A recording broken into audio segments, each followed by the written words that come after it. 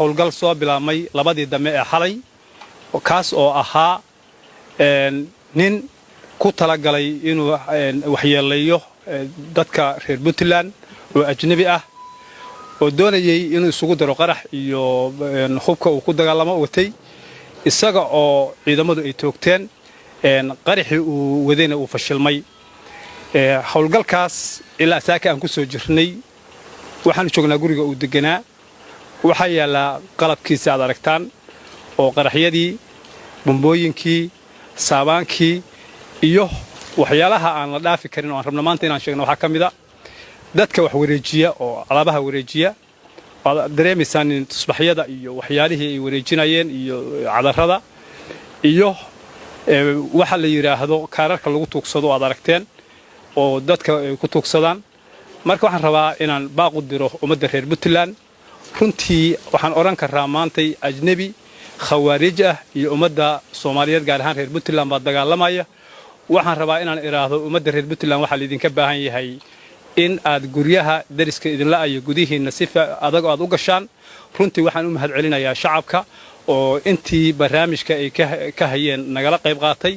iyo ciidamada ammaanka oo ku dadaalay inuusan dhagartaas aysan u fulin ilaa iyo meeshiisa ugu dameysay ee qaraxyada ay fashiliyeen runtii waxaan rabaa inaan digniin u diro hay'adaha iyo dhammaan dadkani waxay ku yimaadaan ama qaxooti ama waxay ku yimaadaan ganacsi kambaniyada ay u shaqeeyaan dadka ajnabiga ah iyo haddii alla idmo dhammaan dadka ajnabiga dalkan jooga gaar ahaan magaalada Boosaaso insha Allah waxaan ka qaadi doonaa tallaabo adag qoladii xalay ninku iska qarxiyay kuwana waa ka qabanay oo rag baan ka qabanay maantay qaybna way maqan tahay waan ku raad joognaa midna waa u dhintay waad aragteen qaraxa intiisii ugu dameysay iyo howlgalka waan soo koobnay iyo guriga iyo ammaankiisii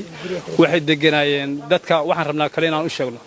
qof kasta oo qof ajnabi ah guri ka kireeyay oo gurigiisa uu degan yahay wala xisaabtamayna wuxuu noqon doonaa wuxuu geysto qofkaas wuxuu geystay inuu soo qayb ka noqdo sababtoo ah qof ajnabi ah oo wax mas'uuliyad lahayn ninka guriga ku kareystay isaga u taala ninka gaarigiisa ku qaadanay isaga u taala bari ka maalin waxba ka dacwoon waxa aan la aqoon adoo sitay waxaan rabaa inaan ugu baaqo ummadda reer Puntland inay difaacdaan naftooda iyo maalkooda iyo hantidooda iyo diintooda khawaarij way ku soo duushay ninka ajnabiga ah maanta halkaan isku qarxinaya waxay ka sitaan ummadani ma jirto hanti uu la wadaagahay ma jirto dad islaam ah oo la yaqaano oo boqolkiiba muslim ah weeye ma nolol kuma gaban karo noloma sheegan karo diin beena noloma sheegan karo masaajidada laguma leeyin karo culimada iyo ganacsatada hantidayadana laguma qaadan karo waxaan rabaa inaan si dhiiran u sheego ummadda reer Puntland yar iyo weyn dhinac kasta bulshada qaybaheeda kala duwan inay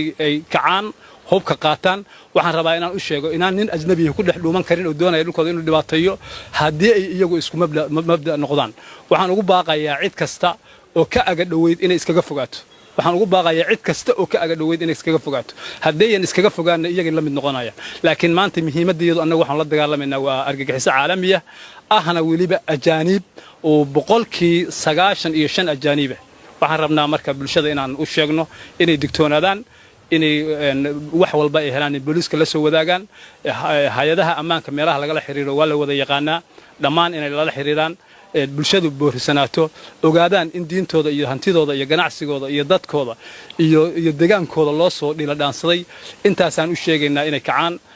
ciidamaduna waxay u diyaarsan yihiin inay difaacaan dalkooda iyo dadkooda waxay u diyaarsan yihiin inay u dhintaan haday buur joogan iyo haday banaan joogan iyo haday magaalo jooganba way difaacanayaan dalkooda way difaacanayaan guul baan u rajeynayaa ilaahay idankiis aad iyo aad mahadsantiin